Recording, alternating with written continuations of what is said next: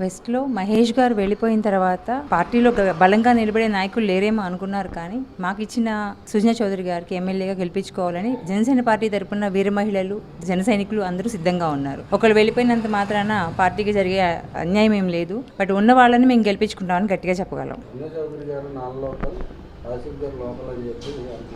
ఇప్పుడు ఇక్కడ పుట్టి ఇక్కడ పెరిగిన వాళ్ళకి సీట్ ఇవ్వాలి, ఇక్కడ వాళ్ళు మాత్రమే గెలవాలని ఎక్కడా లేదు కదండి. ఎక్కడి నుంచి వచ్చిన అభివృద్ధి చేసేవాళ్ళు ఎవరైనా కానీ అందరూ సహకరిస్తారు ఆయనకి.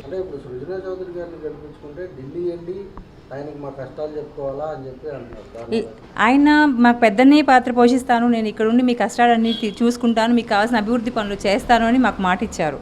సో అక్కడ దాకా వెళ్ళాల్సిన అవసరం ఉండదని అనుకుంటున్నాం మేము. పార్టీకి కానీ లేకపోతే సుజనా చౌదరి గారి ఓట్ బ్యాంక్ కానీ ఏమైనా తగ్గిద్దంటారు? మహేష్ గారు వెళ్ళిపోయినంత మాత్రం జరిగేది ఏం లేదండి. ఎందుకంటే మహేష్ గారిని నమ్ముకుని ఎవరు పార్టీలోకి రాలేదు. జనసైనికులు కానీ వీర మహిళలు కానీ జనసేన పార్టీని చూశారు, పవన్ కళ్యాణ్ గారిని చూసి మాత్రమే పార్టీలోకి వచ్చారు. మహేష్ గారితో జరిగేది కాదు ఇది.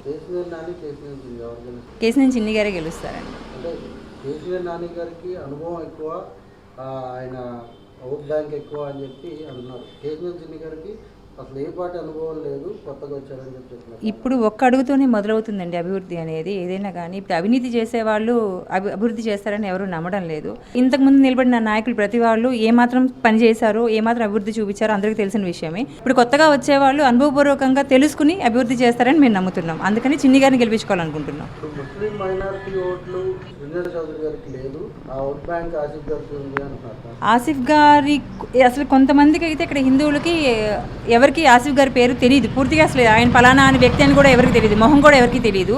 కానీ సుజనా చౌదరి గారు ముస్లిమ్స్కి తెలుసు, ఇటు పక్కన హిందువులకి తెలుసు. అయినా ఇది ముస్లిం హిందువులకు సంబంధించిన మైనారిటీ ఓట్లు పడాలి అంటే మైనారిటీలకి అభివృద్ధి చేసి చూపించాలి, వాళ్ళకి సదవకాశాలు కల్పించాలి. అలాంటివి చేయగలిగింది సుజనా చౌదరి గారిని మేము నమ్ముతున్నాము. సుజనా చౌదరి గారు ఎప్పుడు ఉన్న వాళ్ళ దగ్గర ఉన్నారు, కానీ బడుగు బలహీన వర్గాలు లేకపోతే పేదవాళ్ళ దగ్గరికి ఎప్పుడు అందుబాటులో ఉండట్లేదు అని చెప్తున్నారు. ఇప్పుడు బడుగు బలహీన వర్గాలంటే కొండ ప్రాంత ప్రజలందరికీ ఆయన అందుబాటులోనే ఉన్నారండి. మొన్న మేము జనసేన ఐక్య వేదిక పెట్టినప్పుడు అందరూ అక్కడికి వచ్చారు, ఆయనకి చెప్పుకున్నారు. ఆయన కూడా పలానా చోట్ల నేను తిరిగాను, పైకి కొండ ప్రాంతాలు కూడా చూశాను, అందరికీ ఇక్కడ అందుబాటులో వైద్య విద్య సదుపాయాలు కల్పిస్తానని మాట ఇచ్చారు. మీకు ఏ సహాయ సహకారాలు కావాలన్నా నన్ను ఖచ్చితంగా మీరు క్వశ్చన్ చేయండి, నేను గెలిచిన తర్వాత నేను చేయకపోతే నన్ను నిలదీసి అడగండి, మేము పెద్దని ప్రాత పోషిస్తానని చెప్పారు ముందే ఆయన మాకు.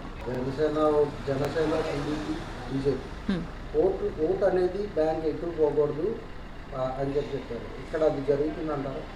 మేము ఓటు బ్యాంక్ చీలకుండా కేవలం టీడీపీ, జనసేన మరియు బీజేపీ ముగ్గురు మద్దతుదారులు ఎవరైతే నిలబడ్డారో ఆయా ప్రాంతాల్లో వాళ్ళని గెలిపించుకోవడానికి మా ప్రయత్నం అంతా. మేమంతా సమిష్టి కృషి చేసి వాళ్ళని గెలిపించుకుంటాము ఖచ్చితంగా.